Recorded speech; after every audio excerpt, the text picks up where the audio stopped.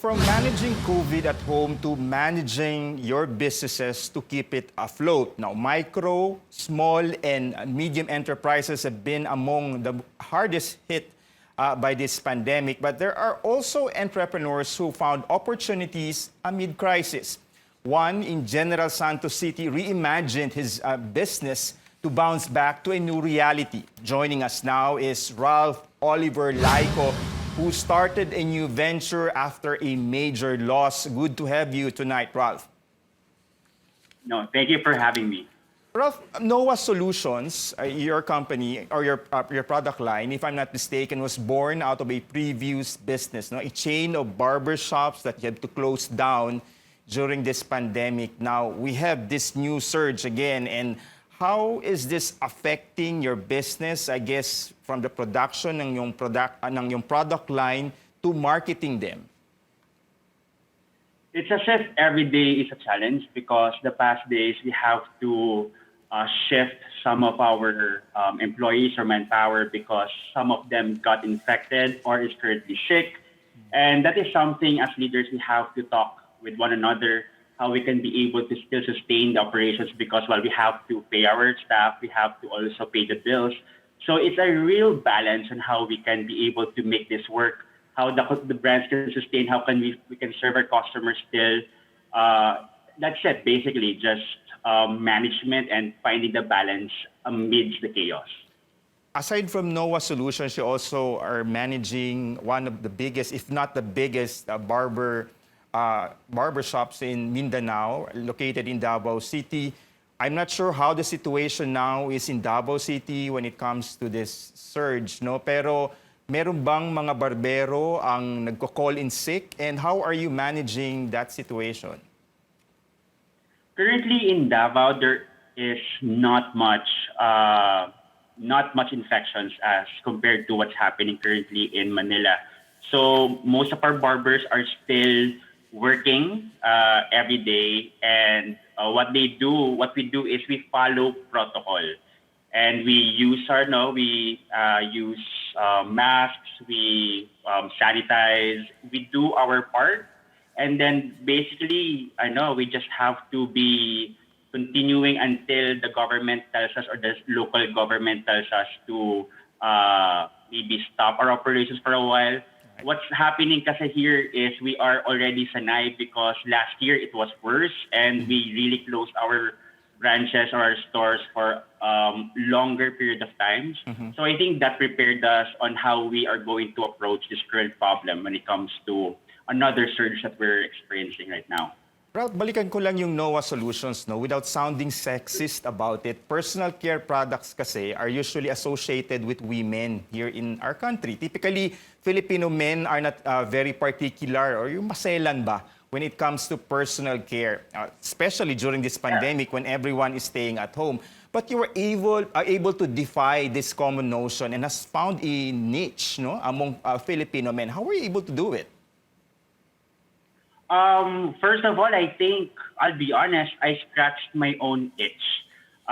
It's a personal problem because I think during the pandemic, most of us men have so much free time, and also a lot of us got mask knees.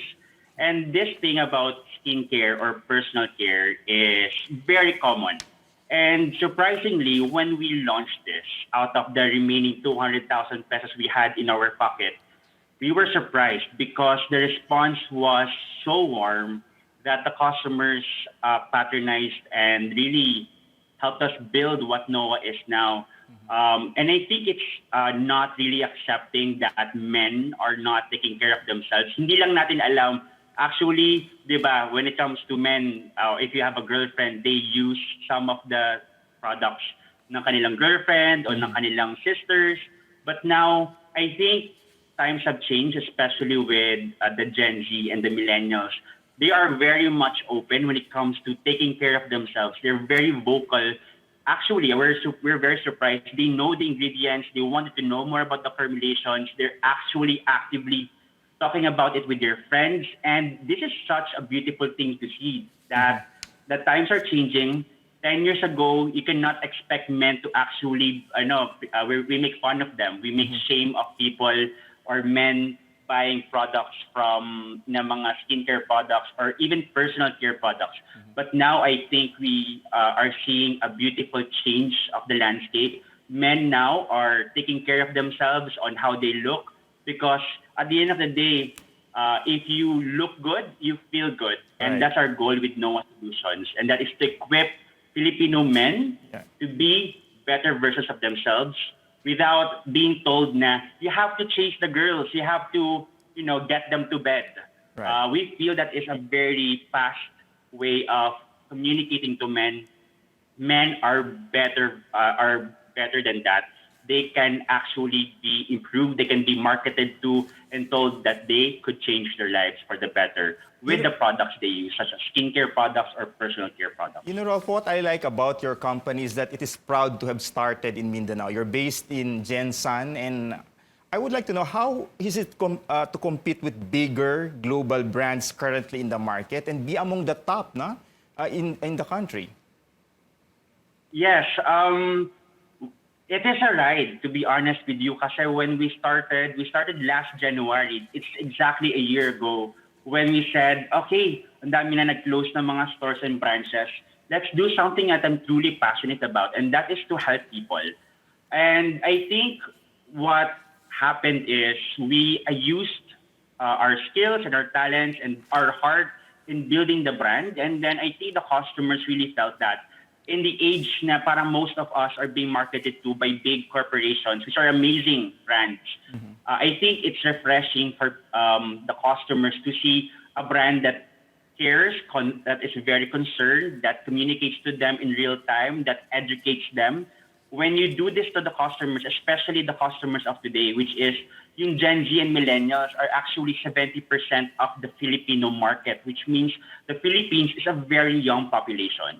What we try to do is to really give them what they want. And when you told me kanina na how is it now we're competing with big brands, actually, to be honest with you, it's very humbling kasi we are based in General Santos. We started this brand in General Santos. I'm used to be based in Manila, and people are saying, how can this be successful with all of these limitations? But I think that is just an excuse. If you really want to serve customers wherever you are, together with my amazing sister who is the co-founder of Noah Solutions, we're able to build.